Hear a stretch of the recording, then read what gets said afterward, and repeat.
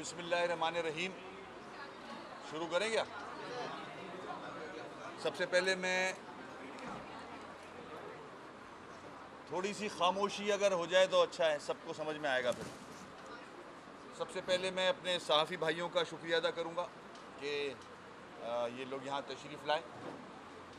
आज हमारे लिए एक बहुत बड़ा दिन है और आई एम श्योर अब्बासी शहीद हॉस्पिटल के में जो लोग काम कर रहे हैं, डॉक्टर से लेके निचली सतह के स्टाफ जो है, उनका भी आज एक बड़ा दिन है और ख़ुशी का दिन है कि जो मेजर्स केएमसी ले रहा है अस्पतालों के लिए, 14 अस्पताल हैं केएमसी के,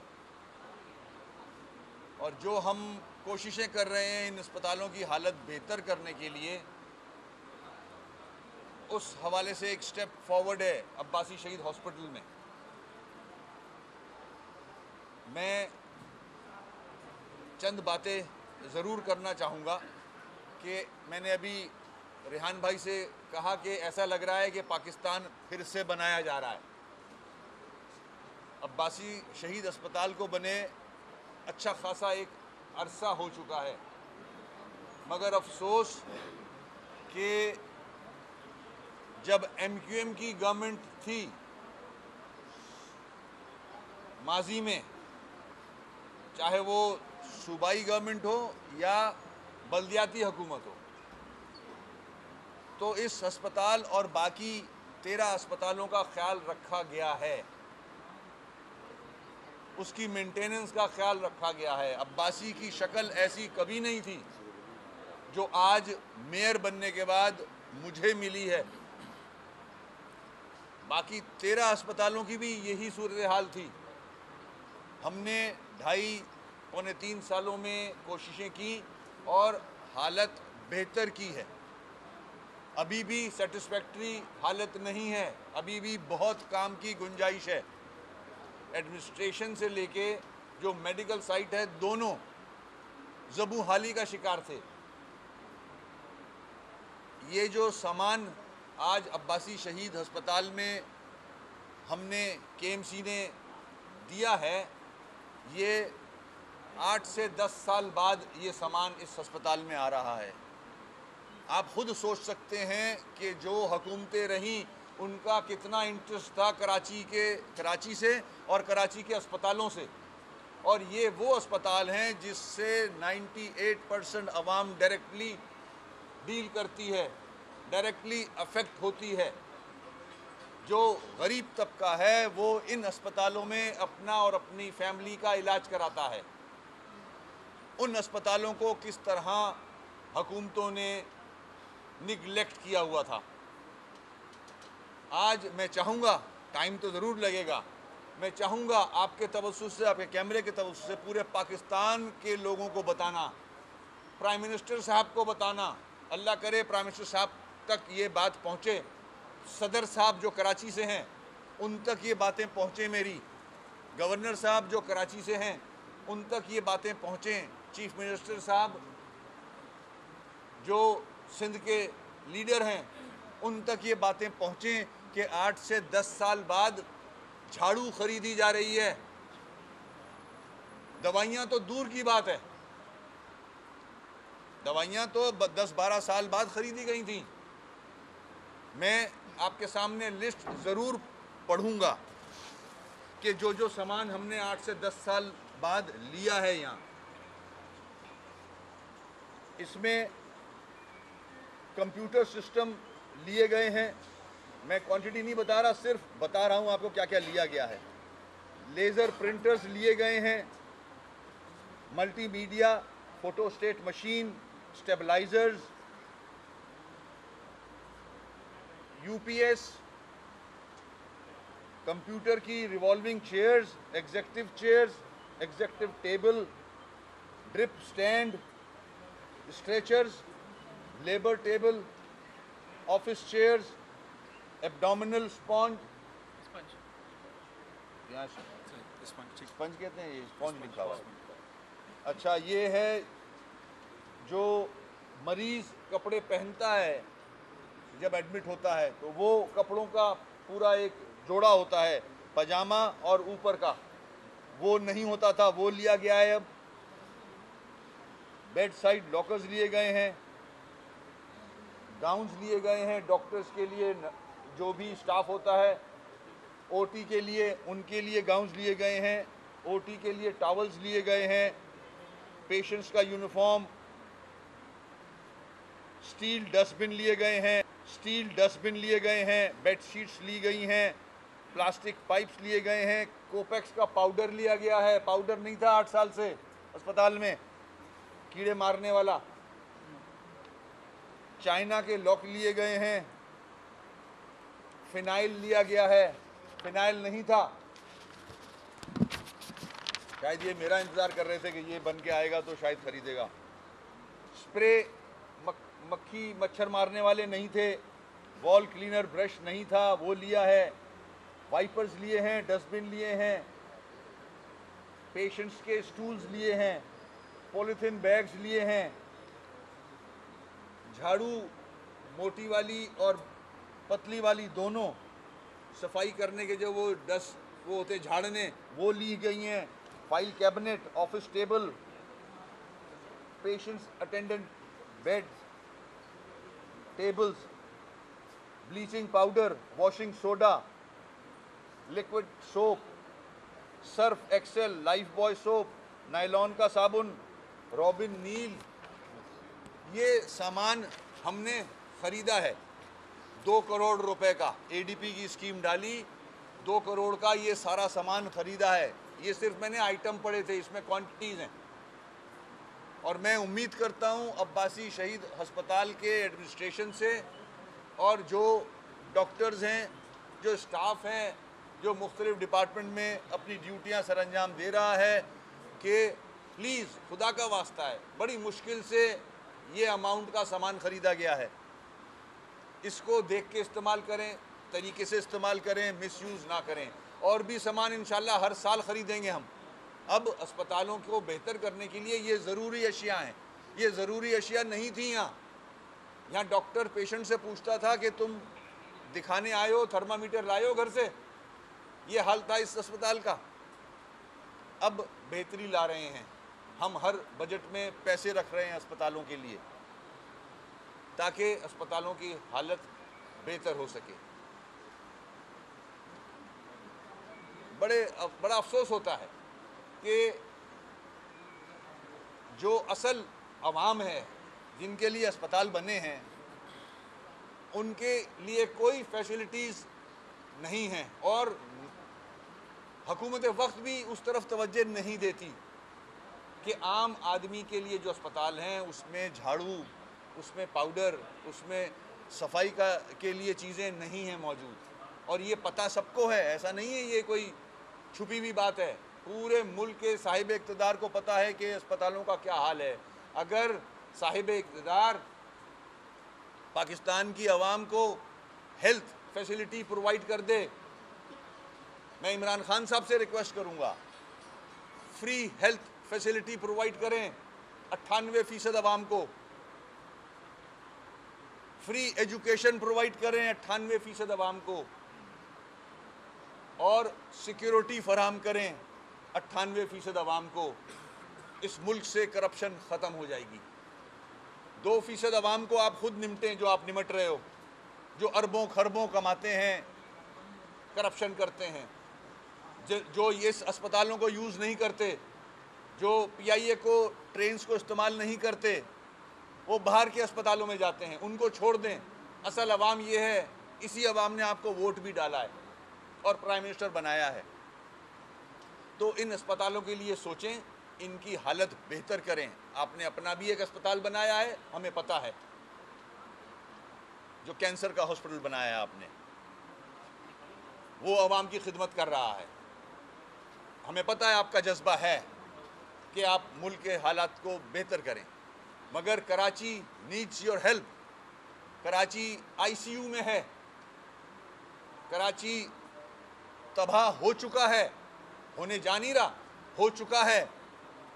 कोई भी सिस्टम इंटैक्ट नहीं है इस शहर का, सीवरेज से लेके ट्रांसपोर्ट तक, पानी नहीं है पीने का, इलाज नहीं है, एजुकेशन नहीं है, सिक्योरिटी लैक करती है। तो इन चीज़ों पे तवज्जो दें। कराची डेवलप होगा तो मुल्क डेवलप होगा। कराची को इस तरह छोड़ा गया तो मुल्क कभी भी, आपकी इकोनॉमी कभी भी बेहतर नहीं होगी। तो आज मुझे मौका मिला है ये बातें करने का, क्योंकि असल 50 जो हाईएस्ट टैक्स पेयर हैं इस मुल्क के, उसमें से 33 कराची से हैं। अब कराची क्या करे आप लोगों के लिए? जॉब्स अपॉर्चुनिटी कराची देता है, बिजनेस अपॉर्चुनिटी कराची देता है, 2 पोर्ट्स हैं यहाँ। इस्लामाबाद का बजट कराची बनवाता है, सिंध का बजट कराची बनवाता है। और कराची से क्या चाहिए आप लोगों को? कब तक इस शहर को लूटेंगे? इस शहर को कुछ चाहिए भी वापस। इस शहर को दें एक बड़ा अमाउंट, एक बड़ा पैकेज इस कराची शहर को चाहिए। यहाँ यूनिवर्सिटीज़ होनी चाहिए। जब से मुल्क बना है हैदराबाद में एक भी यूनिवर्सिटी नहीं है। अब जाके मुत्तहिदा कौमी मूवमेंट के कहने पे, जोर देने पे यूनिवर्सिटी का इनॉग्रेशन होने जा रही है। तो ये तो हाल है एजुकेशन का कि यूनिवर्सिटी बन रही हो तो उसको रोका जाता है, तालीम को रोका जाता है। किस तरह के लीडरान हैं ये जो मुल्क को खुद तबाह कर रहे हैं। मैं अपनी बात ख़त्म करूँगा, शुक्रिया अदा करूँगा। 10 करोड़ रुपए का हमारा जून से पहले इक्विपमेंट आ जाएगा, जिसमें बेहोशी की मशीनें हैं, एक्सरे की। इसके साथ साथ और भी इक्विपमेंट हम पाइपलाइन में है।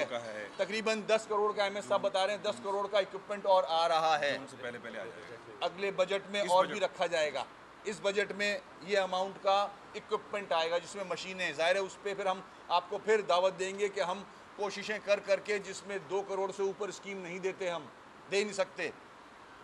इस पैसे को जो एडीपी में मिलता है, जो ग्रांट्स मिलती हैं मुझे सिंध गवर्नमेंट से, तनख्वाह देने के बाद, पेंशन देने के बाद जो अमाउंट बचता है उसको हम कराची के डिपार्टमेंट्स के लिए, जो 35 डिपार्टमेंट्स हैं केएमसी के, उनको बेहतर करने के लिए इस्तेमाल कर रहे हैं। सड़कों के हालत, लाइटें, अंडरपासेस, ब्रिज और जो डिपार्टमेंट्स हैं जिसमें अस्पताल भी हैं, उनको बेहतर करने के लिए ये पैसा हम इस्तेमाल कर रहे हैं। ये पैसा कुछ भी नहीं है कराची के लिए।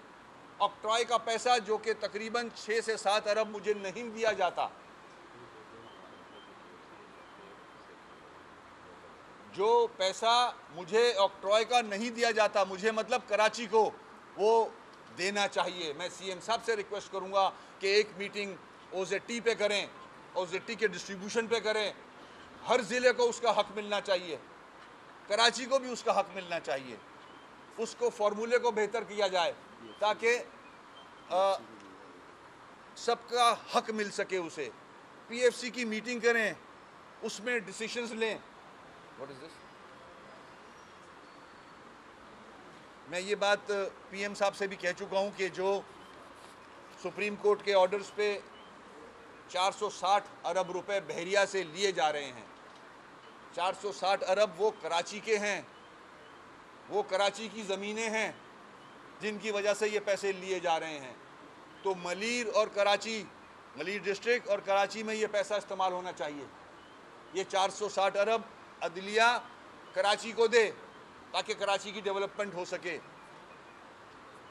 तो ये चंद बातें हैं जो बहुत ज़रूरी हैं। सियासत अपनी जगह होती रहेगी, सियासत आपका पनामा शनामा चलता रहेगा। अवाम का क्या ताल्लुक़ है इससे? अवाम सफ़र कर रहे हैं। आपके जो भी कोर्ट्स के डिसीशंस हैं, आपके अपने एडमिनिस्ट्रेटिव डिसीशंस हैं, सियासी फ़ैसले हैं, आपके पार्लियामान के फ़ैसले हैं, अवाम का कोई ताल्लुक़ नहीं है उससे। अवाम उस तरफ देखती भी नहीं है क्योंकि अवाम अपने मसाइल में फंसी हुई है। पीने का पानी नहीं है यहाँ। K4 का क्या होगा? 5-10 साल मुझे लगता नहीं है K4 ठीक होगा। वो पैसा कहाँ से आएगा? पैसा दे फेडरल गवर्नमेंट K4 को कंप्लीट करने के लिए, सिविल सिस्टम को ठीक करने के लिए, ट्रीटमेंट प्लांट्स लगने चाहिए। बहुत सारे इश्यूज़ हैं। कराची को संभालें पीएम साहब। अगर कराची को नहीं संभाला गया तो खुदा न खास्ता मुल्क को नुकसान होगा, यहाँ के अवाम को नुकसान होगा। आप लोगों का बहुत बहुत शुक्रिया। वही बताइएगा जिस तरह यहाँ काशी शहीद अस्पताल का हाल हुआ था, इसी तरह जो डिस्ट्रिक्ट हैं इसमें जो कराची के इलाके हैं जैसे नाजमाबाद हो गया, गुलशन इकबाल, या गलियों के पास हर 500-800 रोड के बाद एक ग्रीन बेल्ट हुआ करता था, छोटे पार्क हुआ था। बिन कासिम पार्क आपने 2 साल की मेहनत के बाद बना दिया, लेकिन इन पार्क के लिए ना पानी है ना कोई बजट है। शजरकारी मुहिम के ऐलानात किए जाते हैं, हुकूमत सिंध करती है, पार्क करती है, ये जो दरख्त लगने पार्क जुड़े पड़े हुए हैं, ये दरख्त कहाँ लगेंगे, ये किस तरह से सही होगा? देखें, ये कोई रॉकेट साइंस नहीं है। पार्क बनाना, दरख्त लगाना, ज़िम्मेदारी अगर आदमी महसूस करे और समझे इस बात को कि नहीं मेरे शहर में दरख्त लगने चाहिए, इससे इन्वायरमेंट बेहतर होगा, ज़रूरत है वक्त की, तो हर चीज़ हो सकती है। बाग़ इब्न कासिम 1.5 साल में बना है, उसका पहले जो हाल था वो सबके सामने है। उजड़ा हुआ था, कुछ भी नहीं था वहाँ, बनाया गया है, मेहनत की है, हमारे डिपार्टमेंट ने मेहनत की है। तो इसी तरह हर एक की जिम्मेदारी है, चाहे वो डिस्ट्रिक्ट हो, कि इसमें एज सच इतना कोई बजट चाहिए भी नहीं। पानी मौजूद है, रिसाइकिल करें। नाले कम से कम कोई कितने नाले जा रहे हैं, 40 एक नाले हैं बड़े, कहीं ना कहीं टच करते हैं। पानी लें, रिसाइकिल करें, ग्रीनरी करें, पानी दें, पौधे लगाएं, ये सबकी ज़िम्मेदारी है। अभी क्या प्राइम मिनिस्टर साहब ने भी ऐलान किया है शजरकारी का। हमने तो अपना इस मुहिम को कंटिन्यू रखा हुआ है केएमसी ने, जहाँ मौका मिलता है हम दरख्त लगाते हैं। हमने अभी 300 दरख्त, बड़े दरख्त बाग़ इब्न कासिम में लगाए हैं, अब झील पार्क और हिल पार्क में लग रहे हैं दरख्त। तो हर एक की जिम्मेदारी है, वो महसूस करेगा तो कराची हरा भरा हो जाएगा।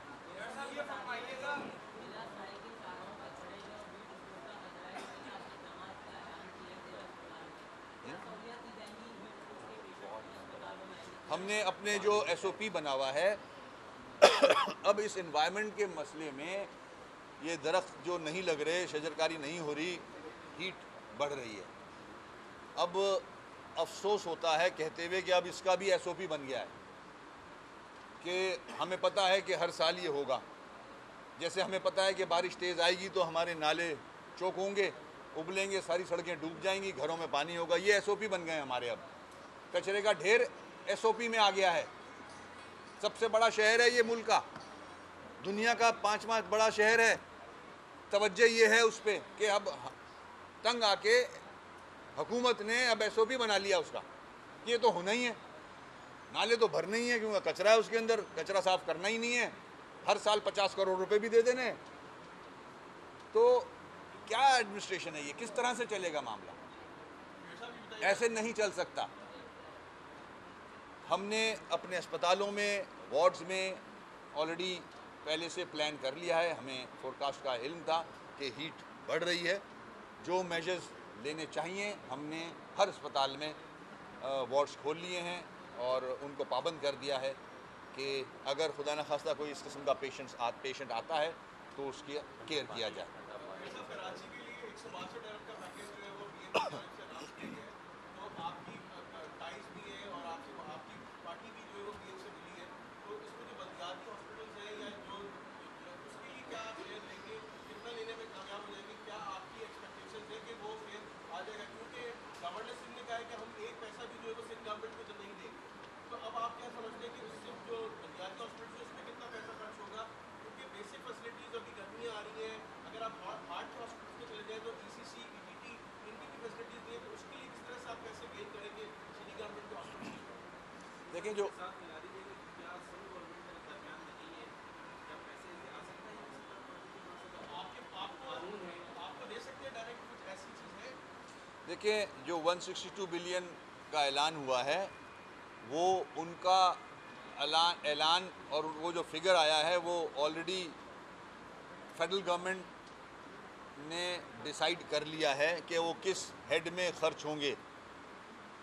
वो पानी पे, सीवरेज पे, मास्टर प्लान पे और ट्रांसपोर्ट पे, ये 4 एरियाज़ हैं जहां ये पैसे खर्च किए जाएंगे। उनकी स्कीमें उन्होंने बना ली हैं।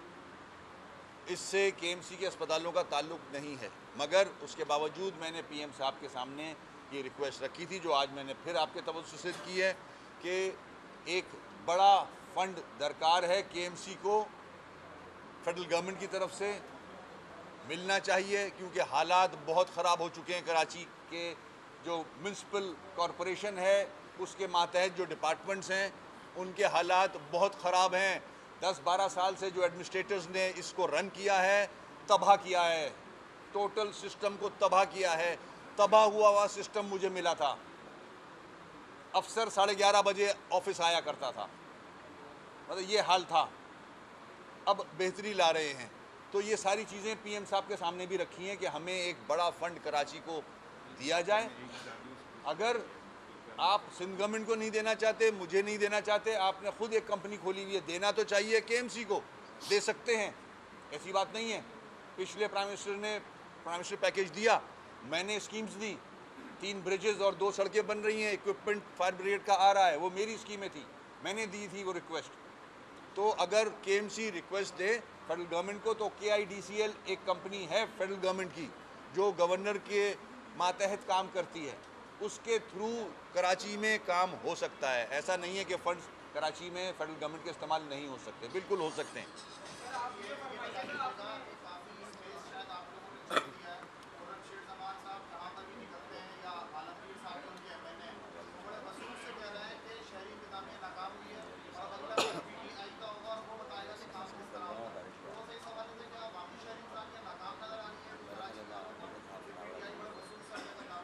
वो इलेक्शन का वक्त आएगा जब, तो सामने आ जाएगा सब कुछ, इसमें मसला ही नहीं है कोई, ठीक है ना। और क्या बोल रहे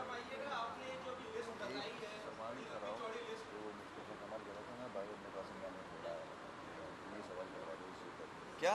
आपने सर जो लिस्ट बताई काफी लंबी चौड़ी लिस्ट थी और एक अच्छा इल्जाम है, आप इतना सामान तकसीम किया है, पर उस मरीज का सर क्या होगा, ये लिस्ट उसके कितना काम आ सकती है जब वो यहाँ इलाज कराने आता है और डॉक्टर्स अवेलेबल नहीं होते, इस वजह से उनको तनख्वाह नहीं मिलती, और उस मरीज को कितना काम आएगी जो यहाँ इलाज करवाने आया है और तकलीफ की वजह से यहाँ से ढेरों बैक्टीरिया। देखें, इसीलिए तो हमने ये मेजर लिया है। जहाँ तक डॉक्टरों का मामला है, डॉक्टरों का बहुत बड़ा इशू है यहाँ कि वक्त पे तनख्वाह नहीं दी जाती। उसमें जो कैपेबिलिटी और कैपेसिटी है वो ख़त्म हो गई है, हायरिंग ख़त्म हो गई है डॉक्टर्स की, नए उनकी प्रमोशन, सारा सिस्टम तबाह हुआ मिला है। हमें नए यंग डॉक्टर्स चाहिए। ज़ाहिर है डॉक्टर काम करेगा तो तनख्वाह भी देनी होगी, बगैर तनख्वाह के कौन काम करता है। तो जो एडमिनिस्ट्रेशन है उसकी मैं समझता हूँ नाअहली थी कि ये इश्यूज़ हमने फेस किए। अगर टाइम पे हर आदमी अपनी ज़िम्मेदारी समझ ले तो टाइम पे तनख्वाह मिल सकती है। कुछ नाअहली केएमसी के फाइनेंस डिपार्टमेंट की थी, कुछ नाअहली अब्बासी शहीद अस्पताल की फाइनेंस डिपार्टमेंट की थी, जिसकी वजह से डॉक्टर्स ने सफ़र किया। मैं इस गलती को एक्सेप्ट करता हूँ, क्योंकि ये 3 महीने से मैं इन डिपार्टमेंट्स के पीछे लगा हुआ हूँ कि अपनी चीज़ें ठीक करें, मगर अब इनकी तनख्वाहें बंद कर दी हैं मैंने। अब इन ऑफिसर्स की केएमसी की तनख्वाहें बाद में मिलेंगी, पहले डॉक्टर्स की मिलेंगी, तो जाके ये चीज़ें ठीक होंगी। तो ये हम कोशिशें कर रहे हैं। आपने बात की सफाई की, मैं तो अपनी तकरीर में कह चुका हूँ कि 10-12 साल बाद ये काम हो रहा है। इधर सर्फ भी नहीं था, इधर फिनाइल नहीं था, अब चीज़ें आई हैं, मटेरियल आया है। उम्मीद करता हूँ यहाँ के लोग उसका मिसयूज़ नहीं होने देंगे। तो जब सफाई होगी तो गंदगी भी ख़त्म होगी, जरासीम भी ख़त्म होंगे। जरासीम हैं, बिल्कुल हैं, डॉक्टर्स मौजूद होते हैं, ऐसी बात नहीं है कि बासी में डॉक्टर्स मौजूद नहीं होते। डॉक्टर्स बिल्कुल मौजूद होते हैं। अपनी हड़ताल पे भी डॉक्टर्स काम कर रहे थे, ऐसी बात नहीं है। अच्छा, मैं सब आखिरी सवाल ये बता दीजिए, सामान अभी आपने दिया है इंतजामिया उसकी क्वालिटी के हवाले से मुतमईन नजर नहीं आती, इस हवाले से भी बता दीजिएगा। सामान आपने बाकायदा यकीनी मुझे सवाल बनाई होगी आपने, कमेटी ने आपको पास किया होगा, सारा प्रोसीजर पूरा किया है। हम बेवकूफ़ नहीं हैं, हम कोशिशें मेहनतें कर के पैसा इस तरफ ला रहे हैं अब अस्पतालों के लिए, तो एक एक चीज़ देख के कर रहे हैं। क्वालिटी भी ठीक है, बेहतरीन है क्वालिटी। मुझे लगता है कि शायद सामान आपको पसंद नहीं आया। डॉक्टर्स तो मेरे ख्याल में मुतमईन हैं सारे।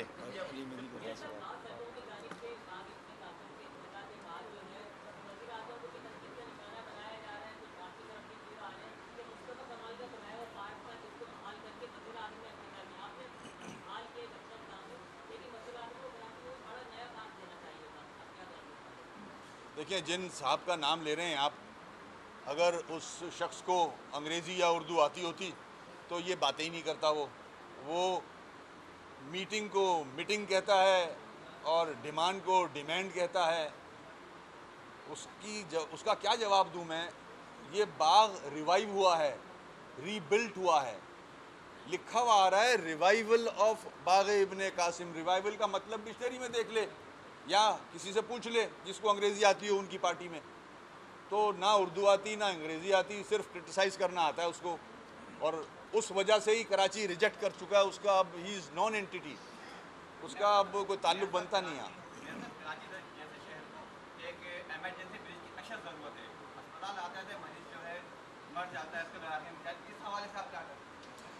मेरे पास जहन में एक विज़न है कराची के लिए, जहाँ ब्रिज बनने चाहिए, जहाँ अंडरपास बनने चाहिए। मेगा प्रोजेक्ट सिंध गवर्नमेंट के पास हैं, मेरे पास ये इख्तियारात ही नहीं है कि मैं कहीं ब्रिज बनवा दूँ, कहीं अंडरपास बनवा दूँ। सारे मेगा प्रोजेक्ट्स के इख्तियारात सिंध गवर्नमेंट के पास हैं। उससे मैं भी अपील करता हूँ, रिक्वेस्ट करता हूँ कि मज़ीद डेवलपमेंट कराची में होनी चाहिए। इसकी शहर की रिक्वायरमेंट है ये। शुक्रिया बहुत बहुत।